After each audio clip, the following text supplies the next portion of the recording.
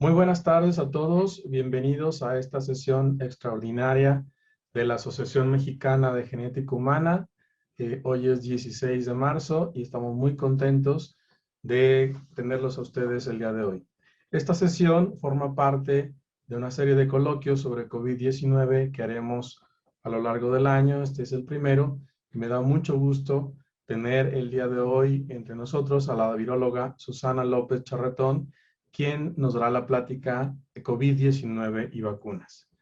Antes de cederle la palabra a la doctora López Charretón, voy a permitirme mencionar algunos datos curriculares. Ella tiene licenciatura, maestría y doctorado en investigación biomédica básica del Colegio de Ciencias y Humanidades de la Universidad Nacional Autónoma de México. Ha realizado diferentes estancias fuera del país, en el Instituto Tecnológico de California, en los Institutos Nacionales de Salud de Japón. Ha hecho también una estancia sabática en el Instituto Nacional de Investigación Agronómica en Francia y es aparte investigadora titular C del Instituto de Biotecnología de la UNAM. También es miembro del Sistema Nacional de Investigadores, tiene categoría nivel 3 desde hace 20 años, desde el año 2001, y ha recibido el premio de la Academia Mexicana de Ciencias en el área de Ciencias Naturales en el año 1993, entre otros premios que ha recibido. También tiene una amplia experiencia en comités editoriales. Ha sido editor huésped de la revista Virus Research, pertenece al comité editorial del Journal of Virology y ha sido revisor para otras revistas como el Journal of Genetics Virology, Journal of Clinical Microbiology and Virology y el Archives of Virology, entre otros. Tiene más de 87 publicaciones con más de 1900 citas, 30 de ellas en INCH. Tiene publicaciones en revistas nacionales, capítulos de libros internacionales y es una entusiasta divulgadora y difusora de la investigación. Particularmente, ella ha realizado una exposición, Doctores Detectives, en el Museo Universum. También participa en talleres para reporteros y estudiantes organizados por la Rectoría de la UNAM durante la contingencia epidemiológica de influenza del año 2009. Y el hecho de que esté hoy con nosotros también da prueba de su interés por la difusión de la ciencia. Sin más, le damos la bienvenida a la doctora Susana López y esperamos esta presentación sea de utilidad para todos. Bienvenida, doctora.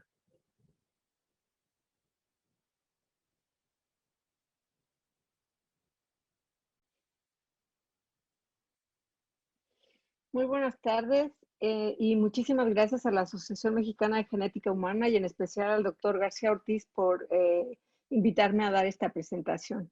Como pueden ver del título, en esta ocasión quisiera platicarles acerca de las vacunas contra SARS-CoV-2 y en qué estado vamos en este momento.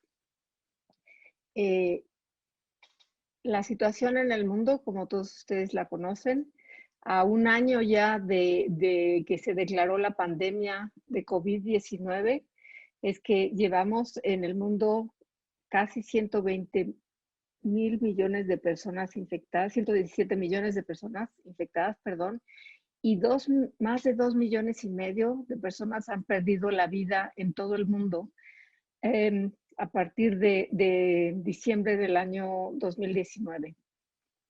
En México la situación también ha sido complicada. Tenemos cerca de 2,200,000 acumulados de personas que han sido infectadas con este virus y estamos cerca de llegar a la cifra de 200,000 muertos, desafortunadamente. Bueno, como ustedes saben, los síntomas más comunes de esta enfermedad son la tos, la falta de facilidad de respirar, la falta de aliento, la fiebre o escalofríos, dolores musculares, enfermedades gastrointestinales como vómito y diarrea, y este síntoma que es muy característico, que es la pérdida del sentido del olfato y del sentido del gusto.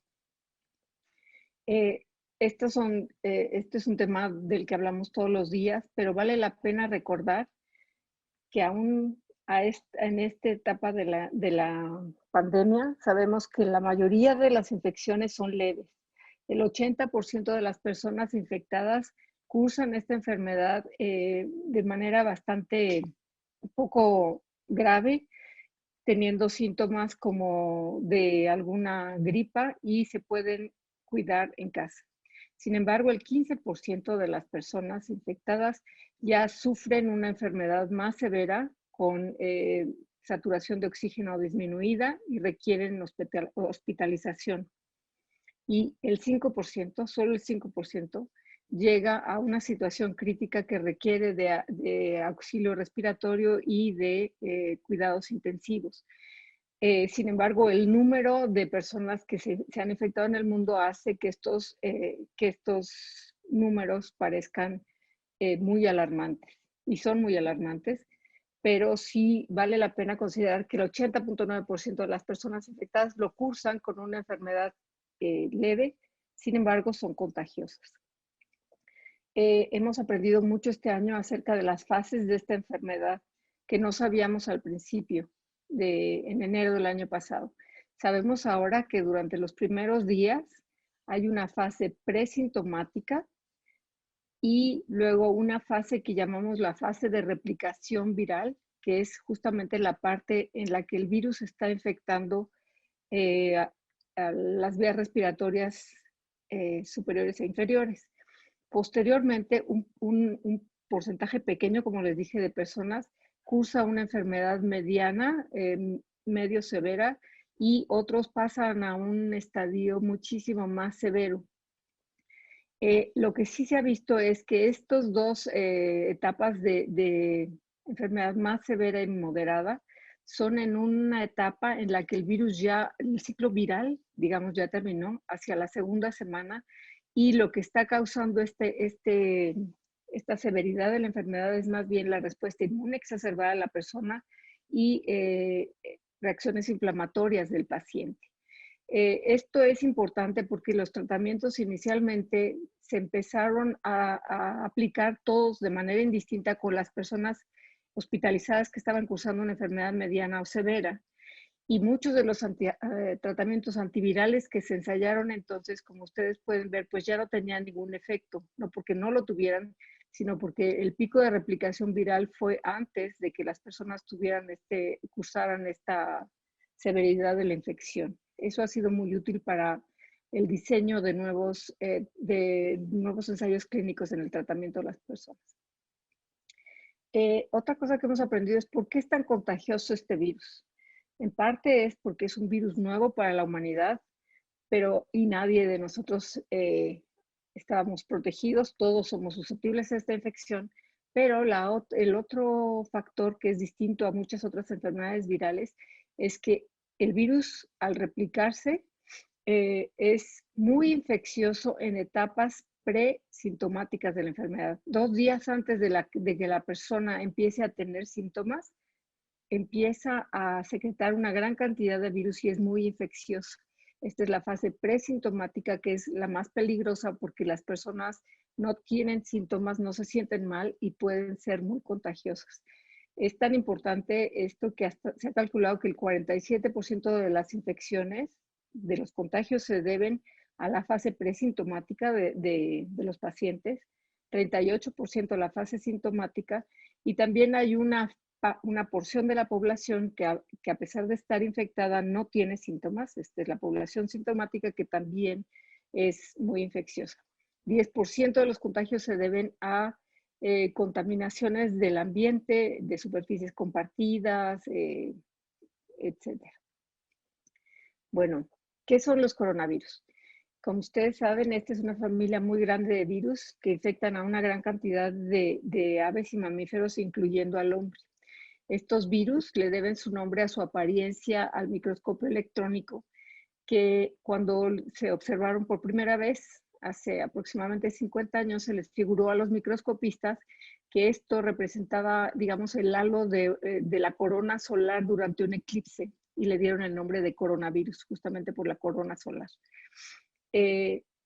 sabemos que hasta el 2019 se conocían 6 diferentes coronavirus que ya estaban infectando a las personas. 4 de ellos, que son estos 4 virus, se conocen desde hace mucho tiempo y son virus endémicos, es decir, están circulando continuamente en la población y son causantes de unas de las gripas comunes que tenemos año con año. En el 2002 se describió el primer SARS, que quiere decir, sus siglas quieren decir síndrome respiratorio agudo y severo. Se descubrió o se encontró un brote de este virus en China y fue una alarma internacional, un poco tardía en ese momento, pero afortunadamente las personas que tuvieron este brote no fueron muchas y se identificó rápidamente que que este virus que estaba causando este síndrome era un coronavirus. Sin embargo, este virus se pudo controlar relativamente fácil y no prosiguió. 10 años después se encontró otro virus causante de un síndrome respiratorio agudo, en este caso en el Medio Oriente, por eso su nombre, que también causó un brote epidémico principalmente en los países de Arabia, en los países de desierto, y se encontró que este virus era principalmente transmitido por camellos. Este es un virus muy virulento, que causa aproximadamente 35% con 35% de letalidad, pero afortunadamente también no hubo un brote que se expandió más allá de estos países. Es sino hasta ahora que nos encontramos ahora sí con un nuevo coronavirus que sí pudo adaptarse rápidamente a la población y causó esta pandemia que estamos viviendo. Hemos aprendido mucho de este y los, digamos, primos hermanos de este coronavirus. Avances de biología molecular que nos han permitido hacer muchos de los trabajos que se están haciendo actualmente, tanto en diagnóstico como en terapia como en vacunas. Sabemos que el virus tiene un genoma de RNA de cadena sencilla que tiene aproximadamente 30,000 bases y este genoma codifica por una tercera parte de este genoma codifica por las proteínas estructurales, que son las proteínas que dan lugar a la estructura del virus como tal. El virus tiene, el genoma del virus está envuelto en una proteína que se llama la proteína N, que es la proteína de la nucleocápside, y este está rodeado por una membrana lipídica, dentro de la cual están embebidas dos proteínas más, que son la proteína M y E del virus. Y a partir de esta membrana también se proyectan estas espículas o spikes, que son la proteína del spike del virus, que conocemos todos muy bien, porque es la proteína responsable de hacer contacto con la célula huésped y que le permite al virus unirse a las células y entrar a las células e infectarlas. Las otras 2/3 partes del genoma codifican por proteínas no estructurales, que son proteínas que son muy importantes durante la replicación intracelular del virus. Como ustedes saben, los virus son parásitos intracelulares obligados y solo contienen la maquinaria necesaria para su replicación y para subvertir, digamos, o para contrarrestar la respuesta inmune de la célula huésped. Entre estas proteínas están unas proteasas que le permiten al virus cortar las poliproteínas que se traducen a partir del genoma, y también contiene una RNA polimerasa dependiente de RNA, que es justamente la proteína responsable de la replicación del virus, y también contiene un helicasa.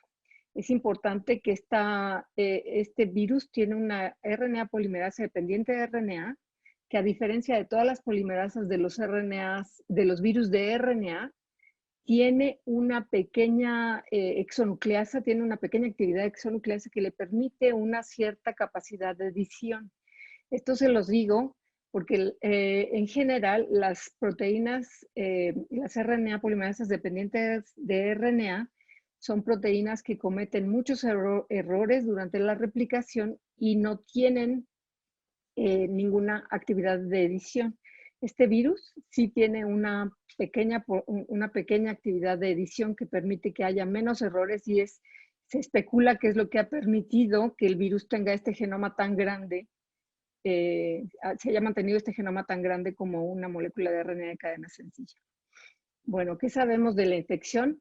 El virus normalmente utiliza como receptor a la enzima convertidora de angiotensina, que es donde el spike hace contacto, tiene una región de interacción con el receptor en el spike, y esta interacción le permite al virus anclarse a las células. Este receptor, este AC2, se encuentra muy abundantemente en tejido respiratorio, en tejido cardíaco y también en tejido gastrointestinal, por eso algunos de los síntomas de los que hablamos.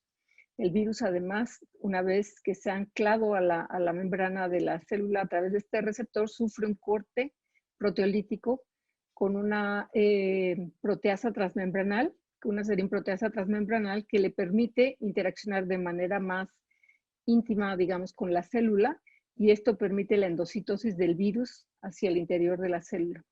Una vez adentro, el virus libera su genoma y se empiezan a traducir las proteínas de las que ya hablamos, que facilitan, las proteasas facilitan el procesamiento de las proteínas virales y la RNA polimerasa facilita la replicación y la transcripción del genoma viral. Una vez que se acumulan una suficiente cantidad de proteínas estructurales, estas se ensamblan en un proceso a través del cual geman a través del retículo endoplásmico y del Golgi para dar lugar de nuevo a viriones maduros que son liberados de la célula y que salen a infectar a otras células. Todos estos conocimientos nos han servido para el diseño de cuáles son los talones de Aquiles, digamos, de este virus. Como pueden ver, la proteína del spike es un blanco muy importante del virus porque si bloqueamos su interacción con el receptor podemos bloquear la infección.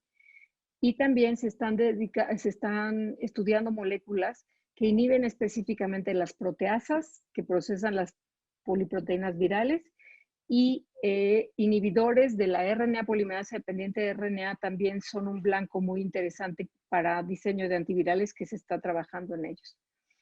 ¿Qué se está haciendo en la pandemia? Este año ha sido un año intensísimo de trabajo para muchas de las personas involucradas tanto en la investigación como en el tratamiento de pacientes y como de los biotecnólogos que se han dedicado a trabajar fuertemente en el diseño de pruebas diagnósticas. En este momento hay más de 41 diferentes ensayos diagnósticos aprobados en tratamientos antivirales y también en tratamientos para tratar a los pacientes y también en vacunas. Quisiera nada más mencionar de manera rápida de las pruebas diagnósticas que se han hecho en base a los conocimientos de biología molecular que tenemos del virus. Existen dos pruebas de las que ustedes han oído mucho, las pruebas moleculares y las pruebas serológicas. Las pruebas moleculares nos permiten detectar ya sea el genoma viral por estos ensayos de RT-PCR o los antígenos, que son pruebas en las que a través de anticuerpos podemos específicos contra el virus, podemos detectar si el paciente o alguna muestra de pacientes tiene estas proteínas y podemos confirmar la presencia del virus. La prueba por excelencia, la prueba de oro por excelencia es el RT-PCR, que es muy sensible y nos permite detectar la presencia del genoma viral en muestras de pacientes. La desventaja de este es que es más caro y es un poco más lento. En este momento, la prioridad de poder diagnosticar rápidamente a personas ha forzado o ha acelerado mucho las pruebas más rápidas, entre las cuales la que más se está utilizando en este momento es la de detección de antígenos, en la que también a través de una muestra nasofaringea o orofaringea se puede detectar la presencia de antígenos. Por otro lado, estas son las pruebas, digamos, las pruebas de diagnóstico del virus como tal. Por otro lado, tenemos pruebas serológicas que nos permiten detectar si la persona ya se ha infectado, si existen anticuerpos en la sangre de las personas que revelan el hecho de que ya han sido infectadas. Estas pruebas, que fueron muy populares durante un tiempo, no son diagnósticas, solo nos permiten ver si la persona tiene anticuerpos. El diagnóstico lo basaron inicialmente en que la primera respuesta de estas pruebas Estas pruebas se basan en que inicialmente después de una infección el organismo produce una respuesta de IgMs, que es la primera inmunoglobulina que se produce ante una infección, que es más rápida y transitoria. Y el hecho de tener IgMs habla de la cercanía de la infección. Posteriormente se monta una respuesta mucho más robusta a través de inmunoglobulina G, que es más amplia en intensidad, digamos, y no tan transitoria, tiene una memoria larga, digamos. Entonces, las pruebas serológicas de diagnóstico tienen el problema de que hablan de una infección ya pasada.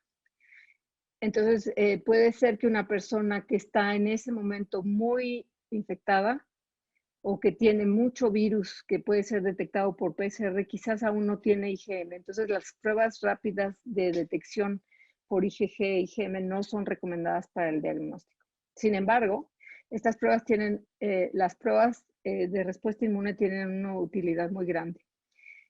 Como les he dicho, las moleculares nos permiten saber si la persona está infectada, pero las pruebas serológicas nos sirven para saber si una persona ya estuvo expuesta al virus, no diagnósticas, sino para saber si ya estuvo expuesta al virus. Y en este momento también son muy útiles para ver qué tanto están las vacunas funcionando, qué tanto se está induciendo la respuesta inmune de las personas que están siendo vacunadas. Ya para entrar en el tema del desarrollo de vacunas, como ustedes saben, este año ha sido histórico en la velocidad del desarrollo de vacunas. Se cuenta con varios prototipos, digamos, de vacunas, entre ellas vacunas de las más clásicas que consisten en utilizar el SARS-CoV-2 de manera inactivada o debilitada, vectores virales, de los que hablaremos más en un momento, que son vectores que pueden ser replicativos o no replicativos, vacunas de ácidos nucleicos y vacunas basadas en subunidades proteicas. Hay varios esfuerzos, hay una gran cantidad de vacunas en desarrollo de estos distintos modelos, y si ustedes ven este trazador de cómo van las vacunas, que está, digamos, actualizado al día de antier, pueden ver que tenemos más de 100 vacunas en distintas fases de ensayo, de las cuales 6 ya están aprobadas para su uso, 6 están autorizadas para uso de emergencia y muchas otras, casi 100, ya están en distintas fases de desarrollo, lo que es una muy buena noticia porque podemos tener una gran variedad de vacunas. También existen aquellas vacunas que han sido abandonadas, que a pesar de que pasaron algunas de las fases, por algunas circunstancias fueron abandonadas. Solamente estoy segura que ustedes están muy familiarizados con las fases clínicas de las pruebas de vacunas, pero vale la pena recordarles cómo funcionan. Las fases preclínicas de cualquier prototipo de vacuna se hacen en animales para simplemente checar que producen una respuesta inmune adecuada y que no son dañinas. En algunos casos, si tenemos animales que pueden ser modelos de la enfermedad, podemos estudiar si esta vacuna previene la infección después de un reto viral. Sin embargo, no necesariamente siempre hay modelos animales que repliquen la enfermedad en humanos.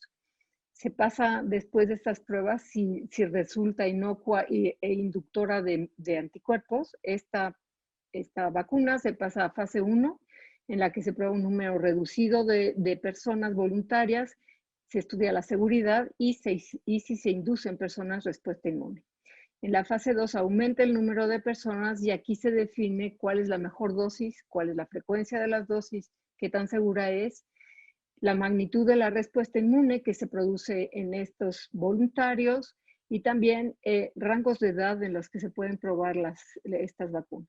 Finalmente, pasamos a la fase 3, que es la más conocida ya por el público en general, en la que se usan decenas de miles de personas y en las que se prueba si la vacuna funciona. En realidad aquí lo que tenemos es miles de personas vacunadas con el candidato y un número igual o similar de personas a las que se les aplica un placebo.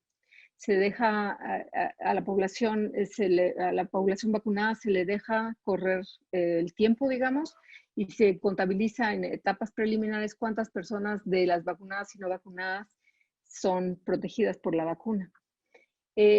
Muchas personas están muy preocupadas porque de lo que hemos hablado mucho tiempo y sabemos es que las vacunas toman mucho tiempo y sin embargo estas vacunas tomaron muy poco tiempo. Uno de los factores que favorecieron esta aceleración de los ensayos, principalmente los ensayos clínicos 3, es la gran cantidad de personas que están infectadas en este momento. Hay tantas que no hay que esperar mucho para poder empezar a ver los resultados preliminares de las vacunas. Bueno, ¿cuáles son las vacunas que se están usando más comúnmente? Las vacunas de ácidos nucleicos son una vacuna nueva en el sentido de que es novedosa porque no habíamos oído hablar de ellas, sin embargo ya tienen más de 10 años de estarse trabajando en ellas. En este caso lo que se está utilizando es una vacuna de RNA en la que se está se está utilizando un RNA mensajero que lleva las instrucciones para codificar la proteína S de SARS-CoV-2. Este RNA simplemente está cubierto de una membrana lipídica y es lo que se inocula en los pacientes. También existen prototipos de vacunas de DNA, pero en este momento que tienen un funcionamiento similar, pero en este momento no se está utilizando ninguna de estas vacunas. Las vacunas de RNA, como les digo, están envueltas en una capsulita de lípidos. Al inocularse en la persona, esta vesiculita se fusiona con la membrana de las células inoculadas. El RNA, entonces, dentro del citoplasma de la célula, codifica por la proteína S. Esta proteína es reconocida por las células presentadoras de antígeno como extraña y es presentada a las células T, que a su vez llevan a la maduración de células T citotóxicas que que inducen la respuesta inmunohumoral contra un antígeno, y células B que maduran hacia la producción de anticuerpos dirigidos contra la proteína S. Este es el mecanismo de funcionamiento de las proteínas de RNA. Las más oídas, las que estamos utilizando en este momento son la vacuna de Pfizer, que es muy conocida, y en Estados Unidos hay un modelo igual que se desarrolló por Moderna y el NIH, que en este momento solo se está distribuyendo en Estados Unidos. Otro de las vacunas más utilizadas son aquellas vacunas en las que se están usando virus como vectores de estas vacunas. En este caso se están utilizando adenovirus, que son virus que causan gripas leves, que están modificados genéticamente y en los que en su genoma se insertó la secuencia de la proteína S de SARS-CoV-2. Estos virus en general, los que se están utilizando en este momento, son virus modificados genéticamente de manera que no se pueden replicar, son virus no replicativos. ¿Y cómo funcionan? En este caso, estos son los virus no replicativos que les estoy mencionando. Se inoculan, digamos, se está utilizando nada más la coraza del adenovirus, que permite que al inocularse infecte o entre en una célula. Dentro de la célula libera su genoma para dar lugar a la traducción del antígeno S, de la proteína S, que a su vez es reconocida por las células presentadoras de antígeno, y como les conté, las células helper se diferencian en células citotóxicas y células B que inducen la respuesta inmune. En este caso, estos son adenovirus no replicativos, solo son capaces de infectar a la célula a la que llegan, dan lugar a la transcripción y traducción de la proteína S de SARS-CoV-2, pero no se replican más.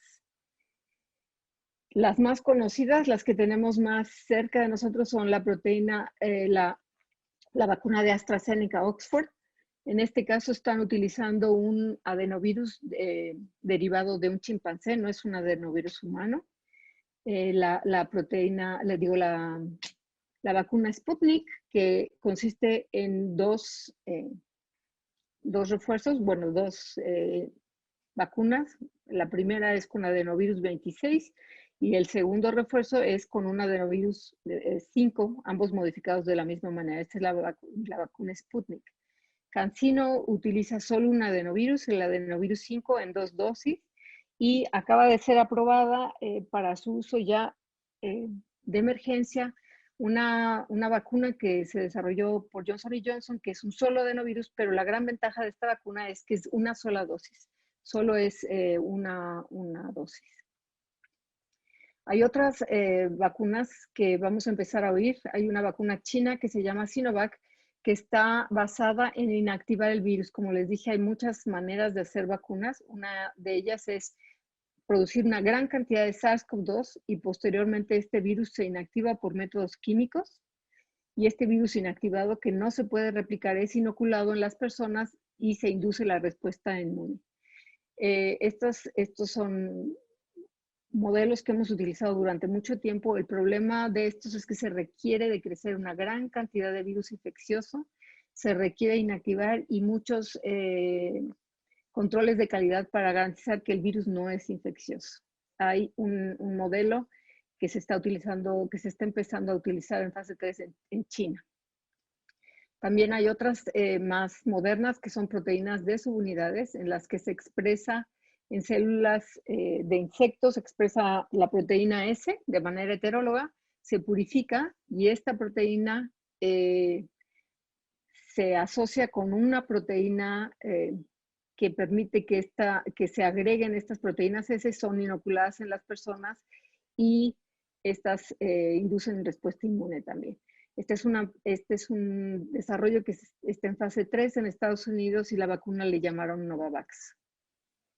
Como pueden ver, ya tenemos una gran variedad de vacunas y ya sabemos que van a estar disponibles en Latinoamérica en grandes cantidades. Esta es una gráfica del año pasado que hicieron basados en las inversiones que habían hecho los distintos países en estos desarrollos. Como pueden ver, en México tenemos posibilidades hasta este momento, pueden aumentar, de tener la vacuna de AstraZeneca, la Sputnik, Pfizer y otros desarrollos.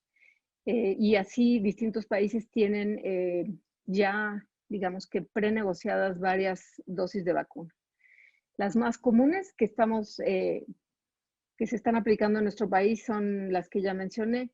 Todas estas tienen 2 dosis y son muy efectivas. En general, una efectividad de 60% es una efectividad fantástica en las vacunas. Estas son verdaderamente fuera de lo común.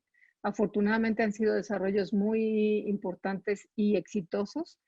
La diferencia más grande entre todas es cómo se pueden guardar. La vacuna de RNA de Pfizer tiene el problema de que se tiene que almacenar en ultracongelación y eso tiene un problema serio de logística para llevar esta vacuna a distintos lugares remotos en cualquier país. Se está estudiando ahora por Pfizer también si se puede almacenar de manera menos complicada. Como les dije, estas vacunas se han desarrollado en un tiempo récord. Aquí está el tiempo que tomó desarrollar algunas de las vacunas que todos conocemos, de polio, de sarampión, de viruela, de paperas, por ejemplo. Y como podrán ver, todas no son de menos de 5 años. En este caso, coronavirus, el SARS-CoV-2 tuvo un desarrollo impresionante. En menos de un año ya tenemos pruebas.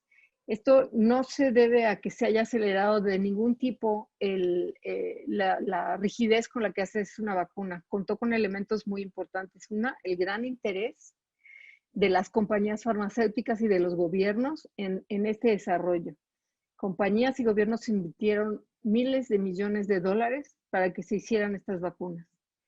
Además, se tenían prototipos de estas vacunas. Los desarrolladores de las vacunas de SARS-CoV-2 tienen experiencia en otras vacunas y están simplemente, digamos que, trasplantando el antígeno S, la proteína S de SARS-CoV-2 a modelos que ya se han utilizado en otras vacunas. Y finalmente, como les dije, los ensayos, los ensayos clínicos tipo 3 son los que más tiempo tienen, porque hay que esperar a que la población se infecte naturalmente, y en este caso ha habido tanta infección en el mundo que los resultados se pudieron recoger de manera muy rápida. Pero todas las fases por las que pasa una vacuna las han pasado estas vacunas. También es interesante mencionar, no sé qué tanto está funcionando últimamente, pero la Organización Mundial de la Salud se ha preocupado muchísimo porque, como ya lo sabemos, hay una demanda enorme por tener vacunas, y hay muchos países que no tienen fondos para poder tener estas vacunas. Muchos países no producen vacunas y tampoco tienen los fondos para adquirirlas.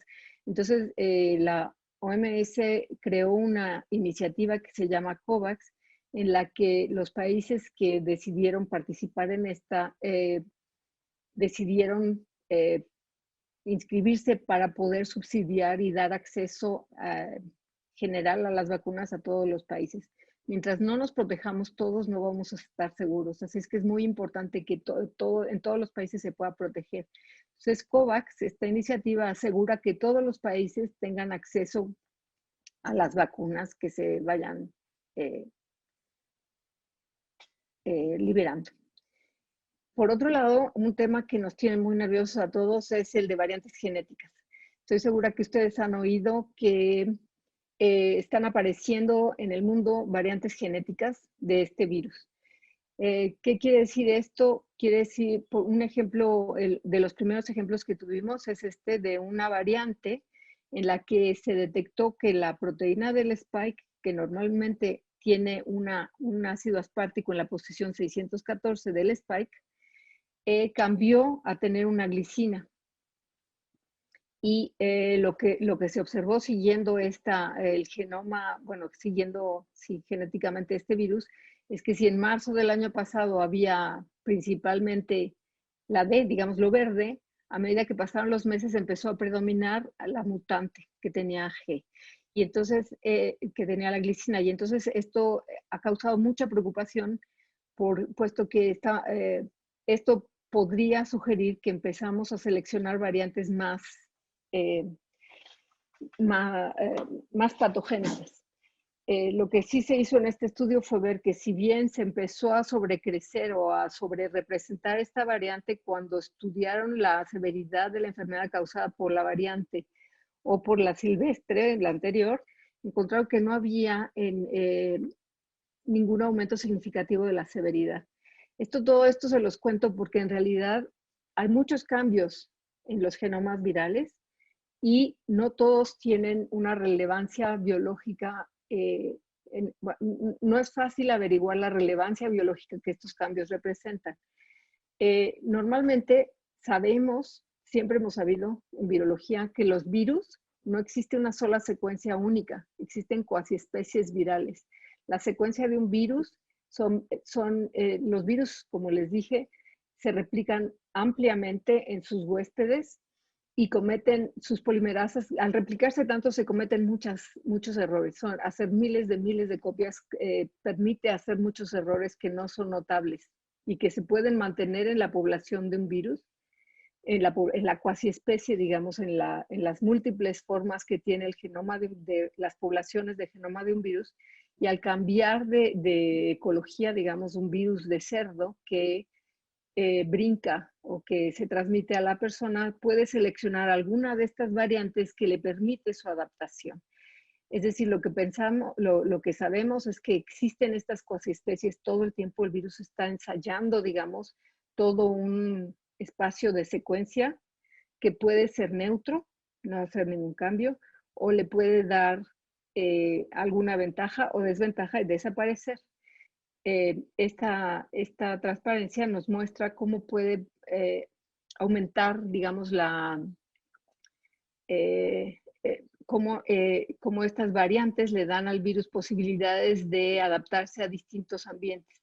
Puede haber variantes, digamos, explorar todo un espacio de secuencia en el que habrá algunas variantes que no se puedan adaptar y desaparezcan, otras que se mantengan en la población, y algunas variantes que sobrecrezcan porque tienen alguna ventaja durante ese espacio de tiempo y ambiente, digamos.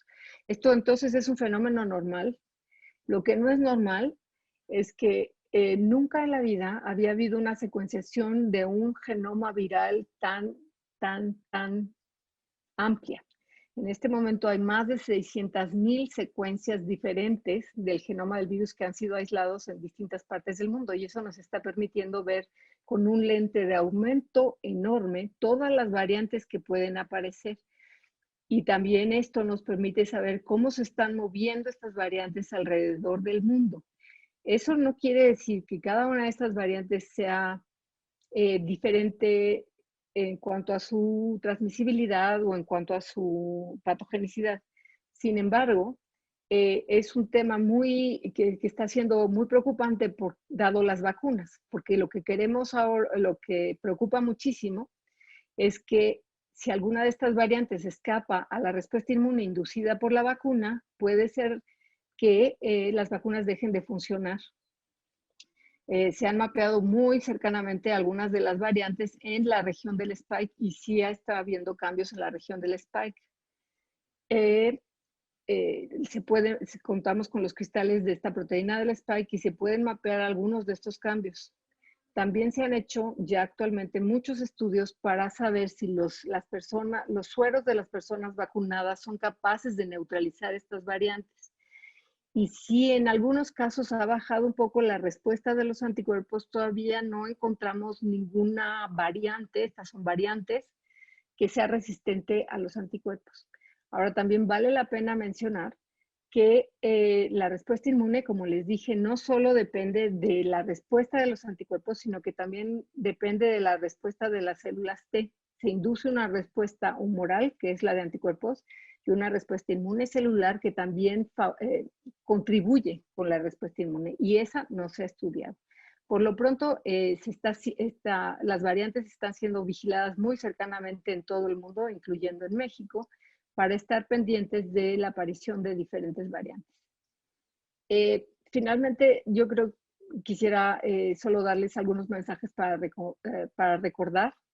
Tenemos que mantener la calma y la paciencia, seguir la información de manera mesurada. El problema es que tenemos bomberazos de información casi todos los días y creo que hay que verlo en un contexto muchísimo más general. Para eso es importante buscar fuentes de información serias. Tenemos, como lo llama la OMS, una epidemia de información o una infodemia en la que hay tantas noticias falsas y tantos rumores que pues tenemos que buscar fuentes de información serias, mantenernos cuidando, usar vacunas cuando sea posible, protegernos con cubrebocas y sana distancia y mantener higiene personal. Dos de las ligas que me gusta recomendar son la de la Organización Mundial de la Salud, que tiene toda una sección para el público en general y cuestiones técnicas para aquellos de ustedes que estén interesados. Y otra es la página de la Sociedad Mexicana de Virología, que se ha dedicado a difundir noticias importantes acerca de este virus y acerca de esta pandemia, y también tienen entrevistas con diferentes investigadores en el tema. También con la Sociedad Mexicana de Virología hicimos un libro este año que se llama Pablo se queda en casa, en la que llegamos a un público que queremos llegar, que casi nadie llega, y son los niños. Explicarles a los niños por qué no pueden ir a la escuela y por qué se tienen que quedar en casa. Entonces los invito a verlo. Es un libro que está libre, es de libre acceso en la página de la Sociedad Mexicana de Virología. Y les agradezco mucho su atención y me gustaría oír sus preguntas. Gracias.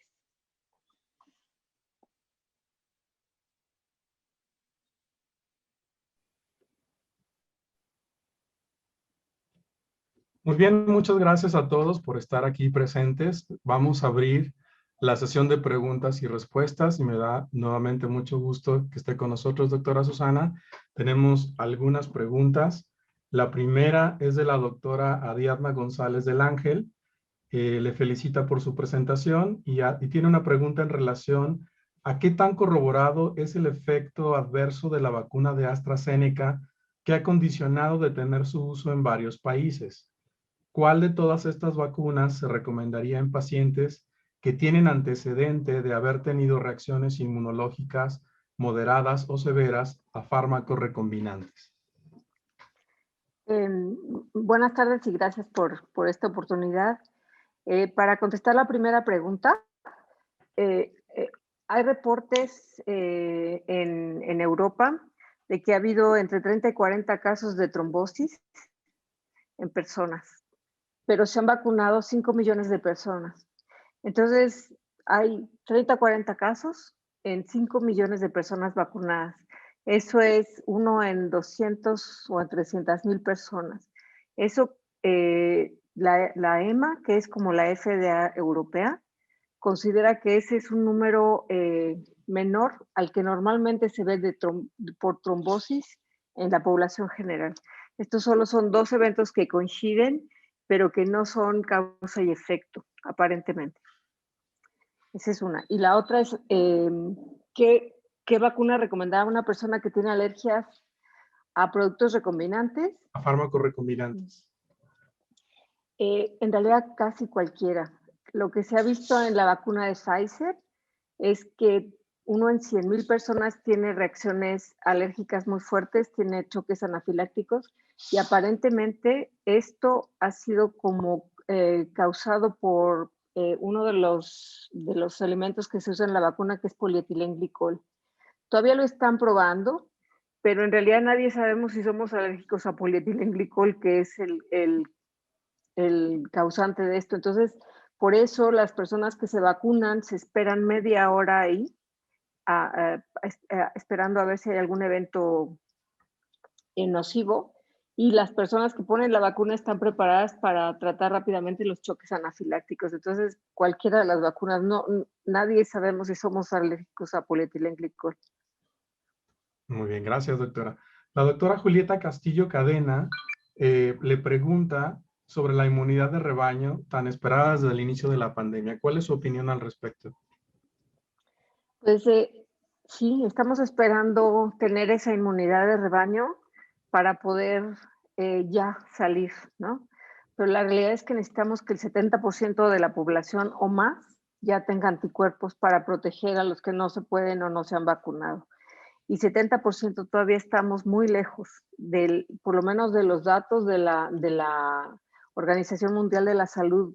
Hay un registro de más de 100 millones de personas que se han infectado y somos 8,000 millones. Entonces, quizás hay un subregistro, pero para llegar a tener ese número, más las que se han vacunado, que no son todavía tantas, yo creo que todavía nos tomará unos 5 o 6 meses, dependiendo qué tanto se acelere la vacunación. Pero vamos poco a poco, sí se puede ir viendo en las curvas generales del mundo cómo ha disminuido el número de casos detectados. Eso no quiere decir que bajemos la guardia ni que no nos vacunemos, pero sí se ha notado una disminución ligera en el número de casos mundial. Gracias, doctora. Tania Alejandra Aguayo Orozco le saluda también. Muchas gracias por su información. Y ella pregunta, ¿qué comentario le merece la vacuna alemana CureVac que se encuentra en fase 3 en México? En este momento no estoy completamente segura. Me parece que CureVac es otra de las vacunas de RNA. Y si es ese modelo, yo creo que son muy buenas esas vacunas. Son modernas en el sentido de que nunca antes habíamos tenido vacunas de RNA, pero llevan 10 años de trabajarse estas vacunas para otro tipo bueno, no son vacunas, pero se han usado para terapias génicas o para algunas otras utilizaciones. Entonces, como vacunas es la primera vez que se utilizan, pero yo creo que son muy buenas y fáciles de hacerse y yo creo que baratas. El problema sería la cadena de frío, ¿no? Para mantenerlas. Y la de Moderna, la de Estados Unidos, no requiere esa cadena de ultracongelación. Creo que requiere menos 20, es frío, pero no es hielo seco, o sea, no es tan frío. Y la de, ¿cómo se llama? La de Pfizer, están haciendo estudios a ver si pueden disminuir un poco las exigencias de temperatura. Entonces, ojalá y se pueda. Muy Pero sí bien. son más lábiles, eso sí. Ok. Em, Gabriela Lizondo Cárdenas, perdón. ¿Cuáles son las recomendaciones de vacunación para mujeres embarazadas? De lo que yo he leído últimamente, ya se abrió la vacunación a mujeres embarazadas y no hay ninguna restricción. Y de hecho, pues es muy alto el riesgo de una mujer embarazada si se enferma de COVID. Entonces, la protección es muchísimo más costo-beneficio, vale más la pena vacunarse. Y de lo que me platicaba el doctor hace un momento, también se ha visto que hay una transmisión transplacentaria de los anticuerpos. Entonces, es un doble beneficio porque el bebito nace ya con un poco de anticuerpos protectores. Muy bien. La doctora Leticia Belmont Martínez, muy útil e interesante la sesión. Gracias, doctora Belmont. Jessica Paola Cruz Cruz, muchas gracias, doctora. Excelente ponencia. Me gustaría preguntarle, ¿qué tan viable es la vacunación con 2 vacunas de casas farmacéuticas diferentes? Eh, Como sabemos, el mecanismo de acción es diferente dependiendo de la tecnología de casa. Sin embargo, se propuso en algún momento por el gobierno que no habría complicaciones. ¿Cuál sería su opinión al respecto? No es lo ideal, pero casi todas las vacunas en este momento están dirigidas a generar anticuerpos contra la proteína del spike del virus. Entonces, en términos generales, no sería tan grave tener 2 vacunas porque están usando de blanco la misma proteína. No es lo ideal. Los ensayos clínicos tipo 3, de fase 3, perdón, que son tan estrictos, están probados con la misma vacuna 2 veces y con un cierto espaciamiento. No es lo ideal, pero no creo que sea dañino. El problema que tenemos en este momento es la falta de acceso mundial a las vacunas y entonces pues se está cuestionando la gente si mezclo vacunas. No va a ser grave, pero no es lo ideal. Lo que sí sé es que en Europa AstraZeneca y Pfizer están haciendo un ensayo tipo 3 con mezclas. Están poniendo primero Pfizer y luego AstraZeneca y eso nos va a resolver muchas de estas dudas. Y en relación a las personas que ya tuvieron COVID y la recomendación de solo recibir una dosis. Eh, Todavía no creo que haya números, pero lo que sí se ha visto es que las personas que ya tuvieron COVID y se vacunan y reciben su primera dosis, tienen una elevación de anticuerpos altísima, mucho mayor que la segunda dosis de los que no se han infectado. Entonces, ante esta situación parecería lógico que con una sola dosis sería suficiente, pero todavía no hay la experiencia. Lo que sí es un hecho es que la reacción es fuerte y bueno, y parece que también a veces se sienten un poquito más mal en la primera vacuna, pero tienen una respuesta excelente. Muy bien, gracias, doctora. Tenemos muchas preguntas. Julieta Castillo Cadena, ¿cuál es la pertinencia de vacunar a niños y a jóvenes? ¿Se ha previsto? Todas las vacunas se empezaron a probar en niños de 16 a 18 años y para arriba, y no hay experiencia en niños en este momento. Ahora también es bajo el número de niños que tienen la enfermedad. Muchos niños se infectan, pero infectarse y enfermarse no es lo mismo. Pueden ser portadores del virus, pero no sufrir la enfermedad. Entonces, no parecería la prioridad en este momento. Si pensamos, por ejemplo, en las escuelas, el problema no son los niños. Sabemos que la gran mayoría de los niños no se enferman, sino los maestros, los cuidadores, todos los que tienen que ver con el cuidado de los niños. Por eso es la necesidad de vacunar a todos. Pero en este momento apenas se están lanzando los primeros ensayos con niños para saber que esto no les va a hacer daño.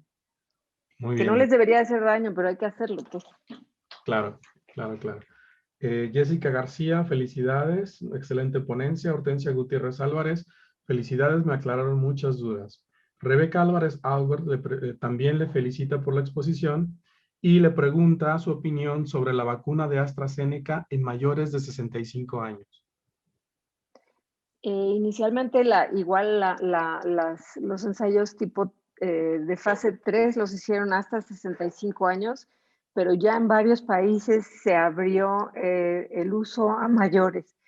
En este momento, el equilibrio costo-beneficio vale mucho la pena considerarlo. ¿Qué es más grave? Sufrir una complicación por la vacuna que no se han visto o infectarse. Y sobre todo con personas mayores de edad sabemos que son las que más susceptibles son a casos graves. Entonces, es muy recomendable vacunarlas. Por eso las campañas en este momento están tomando personas mayores de 60 en adelante para vacunar primero. Muy bien. La doctora Talia Beckman-Ostrowski, gracias por su plática. ¿Cómo se delimitaron los brotes de MERS y SARS-CoV? ¿Fueron medidas humanas o del virus? Fueron medidas del virus más bien, yo creo. Como que el virus nunca se adaptó tan bien como Como este ahora. SARS-CoV-2. Sí, como este malandro. Porque como que la realidad es que sí ha habido casos, pero son muy poco frecuentes. Y casi que desapareció sola la infección. Se siguen teniendo algunos casos, pero no son brotes importantes. Es como que el virus, que va mutando y va variando todo el tiempo, no alcanzó a adaptarse suficiente, y en cambio este sí aprendió rápido y bien. Muy bien. Gilberto Jaramillo Rangel, gracias por su plática, muy interesante. Beatriz Armida Flores López, ¿qué pasa con las personas vacunadas y que no dan positivo a las pruebas de anticuerpos? Pues hay que volvérselas a hacer. Yo creo que, bueno, que también es muy importante estar seguro de que están se están haciendo una buena prueba. Hay muchos, ahorita hay muchísimos laboratorios que están haciendo pruebas que no sabemos la calidad. En teoría, COFEPRIS está revisando todos esos laboratorios, pero pues yo sí les recomiendo que se gasten un poquito más de dinero si tienen la duda y se hagan una buena prueba en un lugar bueno, ¿no? Porque sí se espera que se levante a los 21 días que ya tengan anticuerpos contra el virus. Hay que repetir la prueba, no la vacuna. Sí, sí, sí, sí, la prueba. Muy bien. Marisela Hernández Serrano, felicidades por la presentación. Su opinión sobre la vacuna cubana. Va a empezar la fase 3 y ha sido muy silencioso. En realidad no sabemos mucho. En Cuba tienen tradición de hacer productos biotecnológicos muy buenos, ¿no? Que están muy bloqueados en comunicación. Entonces, yo esperaría que sea buena, pero todavía no están en la fase de autorización por emergencia. Muy bien, gracias. Marta Alejandra Fernández Galindo, ¿a los cuántos días de aplicada la primera dosis podemos encontrar anticuerpos circulantes? Pues en promedio las personas empiezan a hacer anticuerpos a los 15 días, pero van madurando. A los 21 días ya deberías de tener un buen título de anticuerpos, pero el refuerzo te va a ayudar a tener un título más alto. Antes de 15 días ni te hagas la prueba porque no va a valer la pena. Muy bien, gracias. Milagros Sanabria Sandino, gracias por su ponencia, saludos. Carmen Ávila Rejón, ¿qué sabe acerca de la autoinmunidad que se pudiera tener por las vacunas de RNA mensajero debido a los nanolípidos? Y eso sí, no sé, no he oído nada de eso. La verdad es que no había oído más que el problema no de autoinmunidad, sino de alergia a polietilenglicol que está mezclado en los lípidos. Pero del otro no he oído nada Muy o bien. leído. Doctor Ávila, si tienen más información y repetimos la pregunta, con mucho gusto la volvemos a leer. María de la Luz Arenas Sordo hace una pregunta también relacionada con menores de edad. ¿Qué opina sobre la vacunación en menores de 18 años? Pues ahí sí, otra vez tenemos que esperar un poco a los ensayos que se están haciendo. Muy bien. Mariana Hernández Gómez, ¿cuál es la misma pregunta que se había hecho acerca de aplicar 2 dosis de la misma marca, que ya se había preguntado? María Dolores Hernández Almaguer también pregunta sobre el plan de vacunas en niños. Valentina Martínez, excelente ponencia. En pacientes oncológicos, según su experiencia, ¿cuál es la mejor vacuna para este grupo de población, teniendo en cuenta el compromiso inmunológico que presentan? Sí, yo creo que hay poca experiencia. De nuevo, el riesgo de que se les complique su enfermedad con COVID es muy alto. Entonces, a pesar de que sabemos que su sistema inmune está comprometido y que su respuesta no va a ser tan buena como la de una persona sana, se recomienda que se ponga la vacuna, a menos de que estén justamente en un tratamiento inmunosupresor, porque en ese momento la vacuna no les va a servir para nada. Pero sí se recomienda que se la pongan si están en una fase no de tratamiento inmunosupresor. Muy bien, gracias. Mario René Romero González, doctora Susana López Charretón, reciba nuestra felicitación por compartirnos estos conceptos actuales sobre vacunación. La labor que ustedes realizan es titánica. Muchas gracias. ¿Realmente existe edad límite para recibir la vacuna? Creo que ya lo contestó, pero no sé si quiera abundar. Pues no hay edad límite, todavía no sabemos los niños, pero los de más adelante, sí. Muy bien. Alma María Medrano Hernández, 5 a 6 meses en México o mundial. ¿A qué corresponde la tercera ola en Europa? Es que hay muchas cosas que no sabemos. O sea, la realidad es que cuando empezamos a ver la bajada, de esta bajada mundial, que les digo que si ven en la página de la Organización Mundial de la Salud hay una bajada en el número de casos, no corresponde a inmunidad de rebaño todavía, porque no tenemos suficientes vacunas ni personas infectadas. No corresponde al clima, porque si bien estamos entrando nosotros ya en el tiempo de calor, hay países como Estados Unidos que han estado bajo heladas tremendas y también está bajando un poco su número de infectados. Entonces, hay muchas cosas que no sabemos. Tiene mucho que ver el comportamiento social. O sea, lo que sí nos pasó en enero fue que claro que todos nos fuimos a las Navidades y no pasa nada y va para arriba. Ahorita no parece haber una correlación de comportamiento social para lo que está, perdón, pasando en Europa.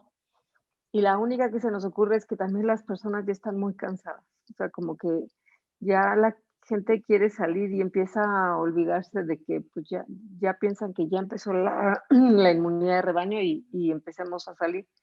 Quizás sea eso. Yo creo que tenemos que ser pacientes y que esto todavía va a ir bajando de a poquito, pero no de golpe. Así es que cuidémonos. Bajo esta argumentación, la posibilidad de que en Semana Santa volvamos a salir eh, haría que para finales de abril o mayo tuviésemos nuevamente un aumento en los casos, sobre todo tomando en cuenta el proceso de vacunación que llevamos en México, ¿no es así? Así es. A los 10 días de que acabe la Semana Santa, vamos a empezar a ver aumento de casos si no nos portamos bien. Pues esa es la realidad. Lo mismo se dio el 10 de enero, empezaron a haber muchísimos casos como consecuencia de, bueno, empezaron a principios de enero y luego a 10 de enero ya había muchísimos casos. Es justamente cuando se juntan las personas que favorecen que el virus se multiplique y pues que tengamos más contagios. Muy bien. Silvina Contreras Capetillo, ¿para cuándo se esperaría que se pueda probar estas vacunas en menores de 16 años?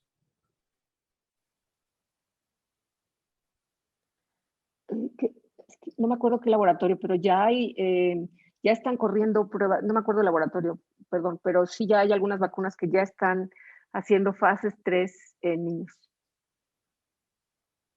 Muy bien. Y a Aquí la velocidad que va la cosa, yo creo que las vamos a tener rápido. Claro que los niños no se enferman, o sea, lo que facilitó el tener acceso a vacunas tan rápido fue que hay tanta gente que se infecta que pudimos ver los resultados de las fases 3 muy rápido. Eso no es normal. Normalmente se tarda mucho tiempo en juntar personas enfermas para dar una estadística significativa.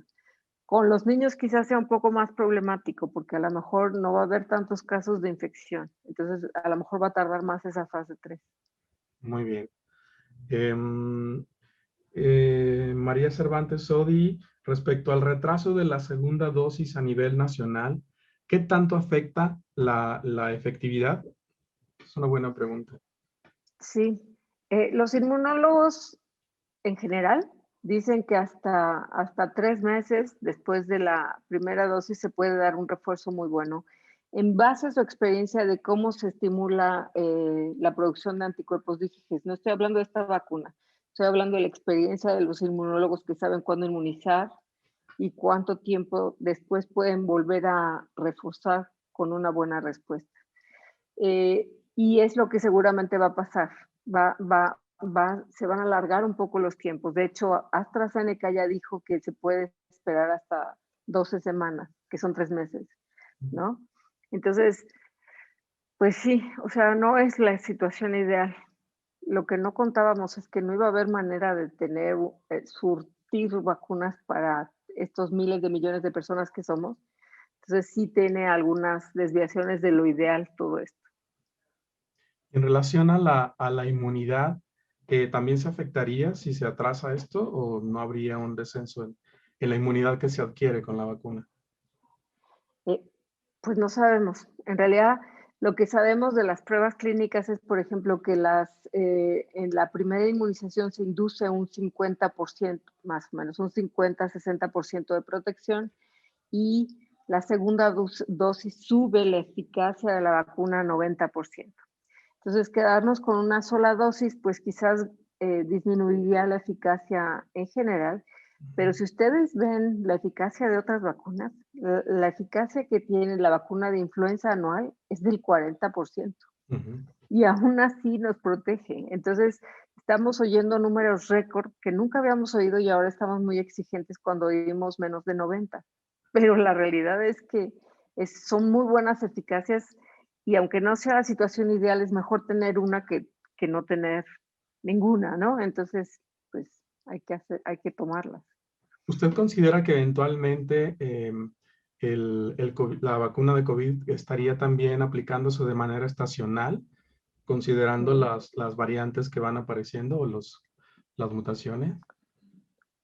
Eso nos lo preguntamos mucho, pero la realidad es que no sabemos de qué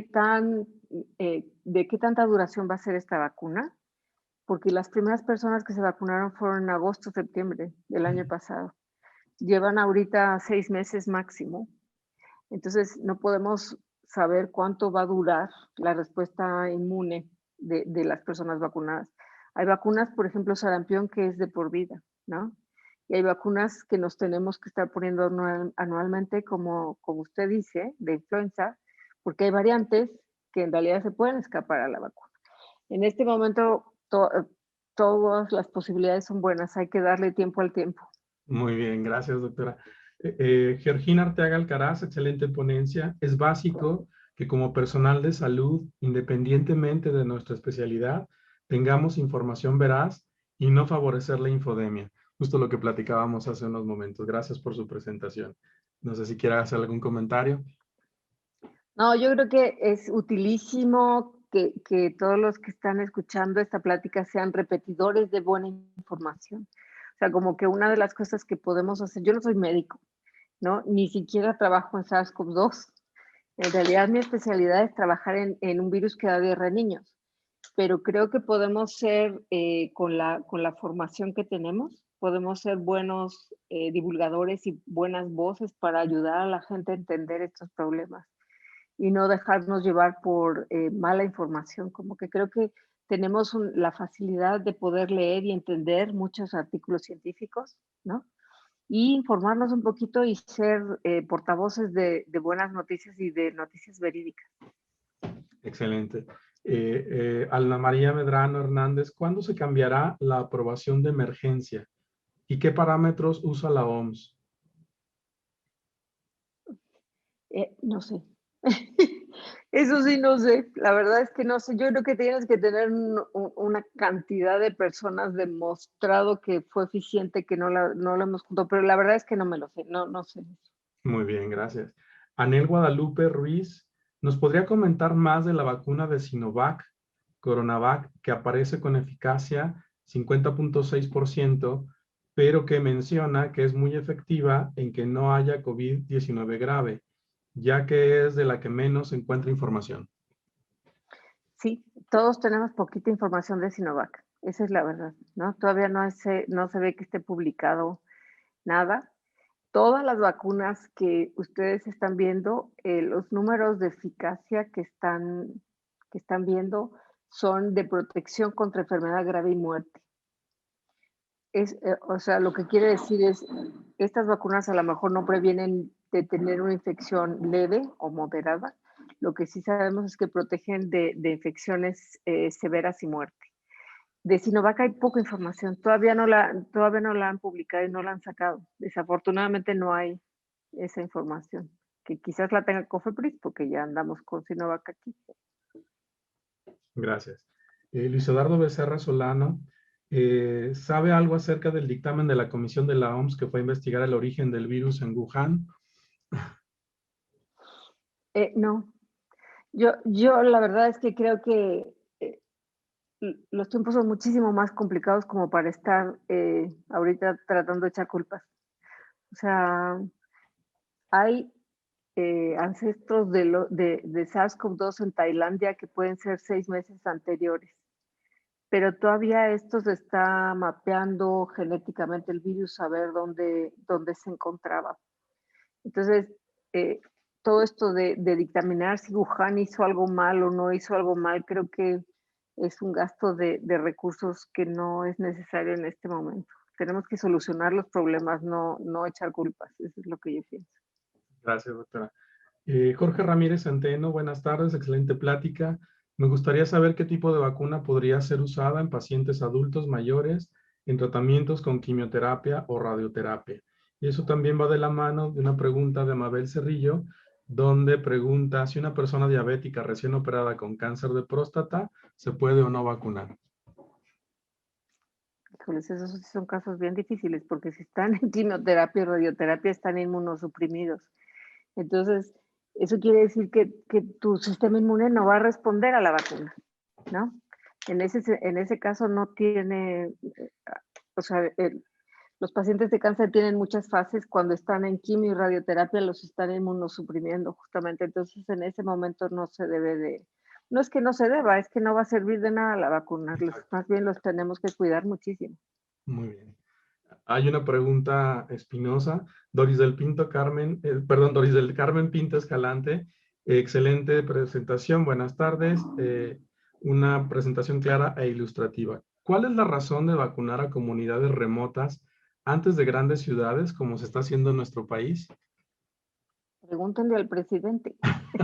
No, eso no fue el consejo hay todo un comité asesor de vacunación en el país que trabaja muy duro y entregaron sus recomendaciones que no eran esas.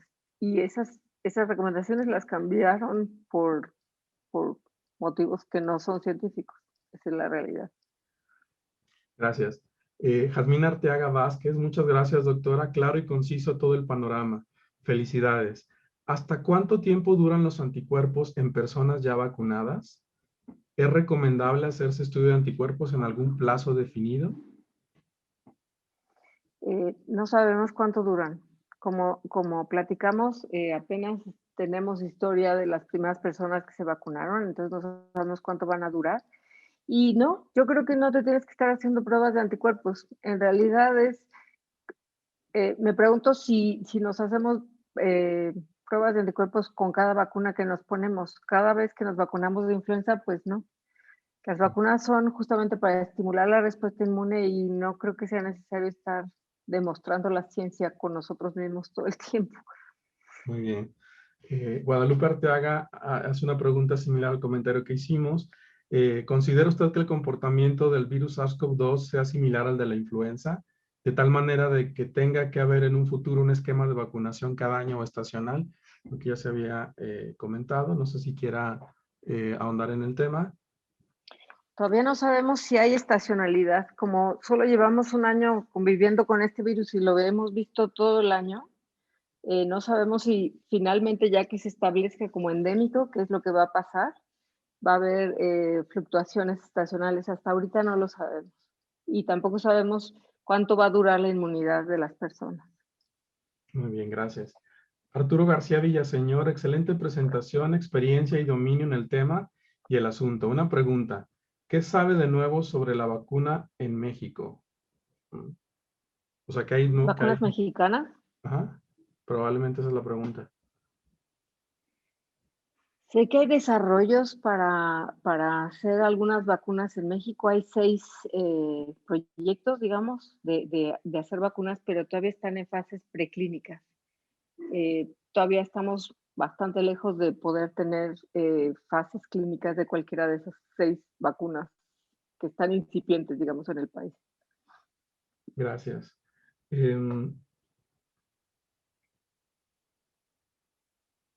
Julieta Castillo Cadena la felicita por la presentación y su experiencia. Azucena Sánchez Ortega, ¿hay alguna, aunque sea remota, posibilidad de hacer enfermedad magnificada por anticuerpos para las personas que ya fueron vacunadas? De lo que yo he leído es esta cosa que pasa como por ejemplo con dengue, ¿no? Dengue sabemos que muchas personas tienen una reacción de anticuerpos que incrementa la respuesta y agrava la enfermedad. Eso se llama ADE. No se ha demostrado que haya este tipo de problema con los anticuerpos contra el virus, pero se ha estado buscando y bueno, todavía no se ha dicho la última palabra, ¿no? Gracias. Mariví Cervera, muchas gracias. Excelente ponencia. Jorge Eduardo Martín Contreras, felicitaciones. Muy claro y conciso el panorama.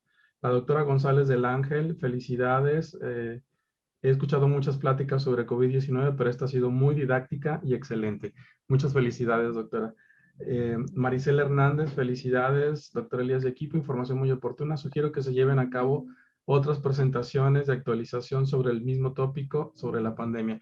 Sí, en efecto, como comenté al inicio de la presentación, estamos diseñando estos coloquios. Este es el primero. El segundo será en el mes de abril. Vamos a hablar sobre evolución del genoma del virus y aspectos inmunológicos más específicos. Más adelante adelantaremos los ponentes, pero quisimos invitar exclusivamente a la doctora el día de hoy, sabiendo de su experiencia y sobre todo las preguntas que íbamos a tener por parte de la audiencia. Jorge Eduardo Martín Contreras, muchas felicidades, saludos. Dorian Caterine Olmos Morfín, gracias doctora, una plática muy nutritiva.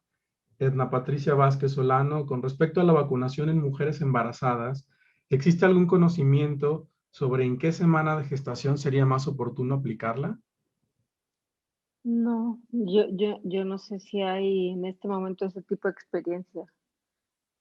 Yo creo que apenas estamos aprendiendo de eso. No, no creo que haya experiencia todavía. Muy bien. Juan Héctor Martínez, gracias. Buenas tardes. Felicidades. María Georgina Arteaga Alcaraz, doctora, ¿considera que sería necesaria una vacunación anual? También ya se contestó. Y bueno, creo que la mayoría de las preguntas ya fueron contestadas. Hay un comentario de la doctora Talia Beckman en relación a las pruebas de anticuerpos. En México no son anti-spike. Solo hay una que es de Roche, pero no se está utilizando. ¿Considera que eso sería relevante o tendría alguna una diferenciación clínica? Mucho, porque pruebas de eh, las pruebas de anticuerpos también, entonces la nucleocápside, la proteína de nucleocápside. Y las vacunas que se están otorgando en este momento, las que estamos usando, van contra el spike. Entonces, los anticuerpos que estamos haciendo son contra el spike. Entonces, no vamos a ver, en realidad no vamos a ver si tenemos, no vamos a tener anticuerpos antinucleocápside, ¿no? Hay pruebas de ELISA que se hace para ver sueros convalecientes de pacientes y esas sí van contra el spike, pero no sé si son comerciales. Hay en laboratorios en este momento tenemos pruebas de ELISA para ver la respuesta contra la proteína S. Pero sí tiene razón que muchas de las comerciales son contra la nucleocápside y ahí no van a salir los anticuerpos. Aunque los tengamos, pues no se van a ver. Gracias. También yo tengo una última pregunta en relación a las variantes que han aparecido, sobre todo en Brasil, creo que es en Manaus particularmente, donde incluso ha modificado el proceso de vacunación, la variante sudafricana y la variante británica.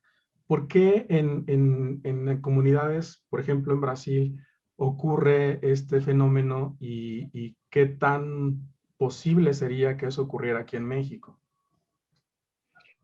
Los virus de RNA, en particular los virus de RNA, varían mucho, o sea, mutan todo el tiempo. Como hablamos, tienen su manera de adaptarse al ambiente es cometiendo errores, ¿no? Por decirlo así. Hay Sí. muchísima variación todo el tiempo y eso les permite explorar espacios, diferentes espacios ambientales, se pueden adaptar a distintos huéspedes, eso es lo que lo permite. Entonces, el virus, como se está replicando tanto en todo el mundo, está apareciendo variantes en todo el mundo. Las estamos viendo en Inglaterra o en Sudáfrica o en Brasil o ahora en California, porque es donde la están secuenciando, porque es donde las están buscando. Eso no quiere decir que no estén pasando en nuestro país o en ningún otro país, están pasando en todos lados. Entonces, depende de que las busquemos, ¿no? Y ahora la OMS ha empezado a recomendar que se haga vigilancia genómica, un poco para tener una lista de las variantes. El que haya variantes no extraña, lo que es difícil es aprender qué tanto afecta esa variación al fenotipo del virus. ¿Es más infeccioso, es más transmisible o es más patogénico? Esas preguntas no las tenemos todavía muy claras. Las respuestas a esas preguntas no las tenemos muy claras. Sí hay algunas experiencias con vacunas que parece ser que algunas variantes son más resistentes a los anticuerpos generados por las vacunas, pero solo se ha visto la respuesta de anticuerpos. Y como ustedes saben, las vacunas inducen no solo anticuerpos, sino también respuesta de celular en la que están involucradas las células T. Entonces, esa respuesta no sabemos si disminuye contra variantes, contra las variantes que más se han reportado. Estamos en un experimento caminando todos. Esa es la realidad. Estamos aprendiendo al vuelo todo. Muy bien. Hay una pregunta de la doctora Yuritsi Santillán Hernández. Felicidades por la ponencia. ¿Podría explicarnos las diferencias de la vacuna Sputnik Light con la vacuna actual? No sé muy bien. Creo que la Sputnik Light va a ser con una sola dosis, pero la realidad es que todavía no tengo claro cuál es la diferencia entre las dos, la nueva vacuna el nuevo lanzamiento ruso, no lo sé. Muy bien. Una pregunta. Se ha hablado mucho desde el punto de vista histórico de estas pandemias que aparecen cada 100 años. ¿Es correcto correlacionar esta pandemia con la de 1918? Ya sabemos que no es el mismo virus, pero en la literatura, no en la literatura, en los medios se habla mucho de esta cronicidad. ¿Qué opinión tiene al Ajá. respecto? Eh, pues no, simplemente estamos viendo que históricamente hace 100 años hubo lo que llamábamos la peor pandemia del mundo y ahora estamos viviendo una similar. Pero entre esas dos pandemias hemos tenido una pandemia de influenza en el 2006, hemos tenido brotes epidémicos muy severos de Zika en el 2016, de ébola en el 2008, por ahí. Ha habido muchos brotes epidémicos que afortunadamente quizás no han llegado a ser pandemias en el sentido de que han recorrido todo el mundo, pero estamos ante eventos que cada vez van a ser más frecuentes y eso se debe a que cada vez somos más personas, estamos más cerca unos de otros, estamos además acercándonos a lugares donde hay fauna y flora que no son conocidos para nosotros y de ahí puede haber estos brincos zoonóticos en los que los virus infectan a las personas y se adaptan a las personas. Entonces, todo esto favorece el cambio climático, por ejemplo, tiene mucho que ver con la gran cantidad de personas que somos, pero también, por ejemplo, con los mosquitos, ¿no? Los mosquitos antes solo estaban en los trópicos y ahora ya encontramos enfermedades de mosquitos arbovirales, ¿no? De dengue y zika en regiones en las que antes no había. Y es que ahora hay moscos hasta en Canadá, ¿no? Que antes no se encontraban ese tipo de infecciones. Entonces, sí, no tiene nada que ver con la periodicidad, tiene que ver con yo creo que con la población mundial, con el número de personas que son. Y la pregunta del millón, con base en los antecedentes históricos, ¿cuánto más podría durar la pandemia? Ay, vamos muy rápido. La realidad es que eh, con la vacuna y la cantidad de personas que se han infectado, quizás este año podamos ya a finales de año darnos por bien servidos con el primer brote de este virus, ¿no? Pero bueno, no tenemos bolita mágica. Yo creo que nada más calculando el número de personas que se han infectado y que van a ser vacunadas, yo esperaría que para fin de año ya estuviéramos por el 70% de la población mundial, muy optimistamente. Pero.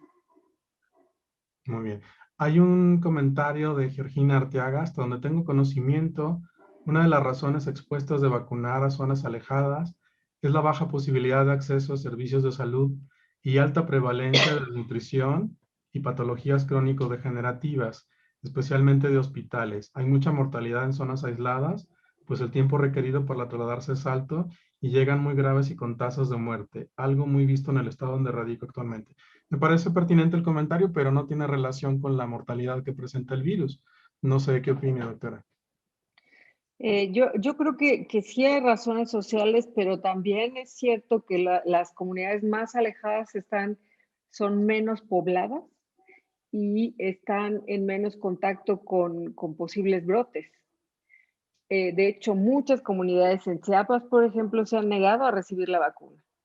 Y yo creo que representa un peligro andar mandando a toda esta comisión de siervos de la nación y militares, o sea, que va toda una comisión a llevar las vacunas porque esas personas pueden llevar el virus con ellos a zonas muy alejadas en las que están. Es cierto que a lo mejor tienen menos acceso a servicios de salud, pero también afortunadamente tienen menos posibilidades de contagio. Y en cambio, en las ciudades en las que estamos concentrados, muchas personas, hay mucho más contagios. Entonces, yo hubiera empezado al revés, y eso es lo que aconsejó el Consejo de Vacunación, pero pues no, o sea, no se hizo así. Ahora, el problema, la realidad es que en muchas comunidades, en muchas partes, las personas de las comunidades no quieren las vacunas y las personas de las ciudades están viajando a esos lugares para tomar las vacunas. Entonces, estamos complicándolo mucho más de lo que debería, ¿no? Y también el proceso burocrático que implica el vacunarse, ¿no? Que no tiene Claro, sentido. claro. Hay otra pregunta de la doctora Noemí Selvina Contreras. Si una persona ya recibió vacuna y no ha generado anticuerpos, pero se infecta con SARS-CoV-2, ¿también estaría protegido para el COVID grave? Pues si no ha generado anticuerpos, pues es como si no se hubiera vacunado, pero en realidad lo que muchas personas les pasa es que llegan a vacunarse en esta época presintomática, o sea, ya están infectados, no lo saben, se vacunan y desarrollan la enfermedad. Y entonces piensan que la vacuna les causó la enfermedad. En realidad ya estaban infectados y no lo sabían. Y las vacunas funcionan, como dijimos, empiezan a funcionar a los 15, 21 días, a tener una respuesta inmune protectora. Entonces, cualquier cosa, cualquier evento anterior, pues es como si todavía no estamos listos para la vacuna, para enfrentar inmunológicamente al virus. Entonces, pues yo creo que si todavía no generas esa respuesta, eres igual de susceptible que una persona no vacunada. Por eso, o sea, vacunarse no quiere decir esa noche a la fiesta, o sea, en realidad hay que esperar. Así es, muy bien. Hay más felicitaciones. Marta Orozco Quillono, Guillermina García Sánchez y Silvia Sánchez Sandoval. Felicidades y gracias. El doctor Luis Eduardo Becerra tiene una pregunta. ¿Tendremos congreso presencial para noviembre? Esa pregunta no se la contestaremos ahora, se la contestaremos más adelante. Y bueno, creo que esta ha sido una sesión bastante productiva. La hemos hecho hablar mucho, doctora, la hemos acribillado con nuestras preguntas, pero estamos muy contentos con sus respuestas y sobre todo con la información que nos ha transmitido. Lo que usted comentó en relación a ser difusores del conocimiento es muy importante en estos tiempos y sobre todo el que muchos colegas se nos acercan a preguntarnos la opinión en relación a las vacunas y al proceso de vacunación. Y creo que la información que el día de hoy nos ha dado nos da más herramientas para poder contestar a nuestros colegas y favorecer este proceso de vacunación para que podamos salir pronto de esta pandemia. Creo que sin las vacunas y sin las medidas de distancia social, el lavado de manos y el uso de cubrebocas, no vamos a poder salir. Va a ser más complicado y creo que esta plática nos confirma toda esta información. Le agradezco mucho que haya estado con nosotros el día de hoy. Estamos agradecidos por parte de la Asociación Mexicana de Genética Humana de su participación en esta sesión extraordinaria, en este coloquio sobre COVID. Y bueno, le invitamos a la siguiente sesión, que será el día 20 de abril, tanto a usted como a todos nuestros asistentes. No me queda más que agradecerles. No sé si quiera unas palabras de cierre. No, pues nada, con mucho gusto y ojalá que podamos entre todos educar más a toda la gente en este tema. Muchas gracias. Muchísimas gracias, doctora. Gracias a todos. Buenas tardes y nos vemos en la sesión ordinaria el día 4 o 5 de abril y en la siguiente el 20 de abril. Muchas gracias. Buenas tardes. Buenas tardes.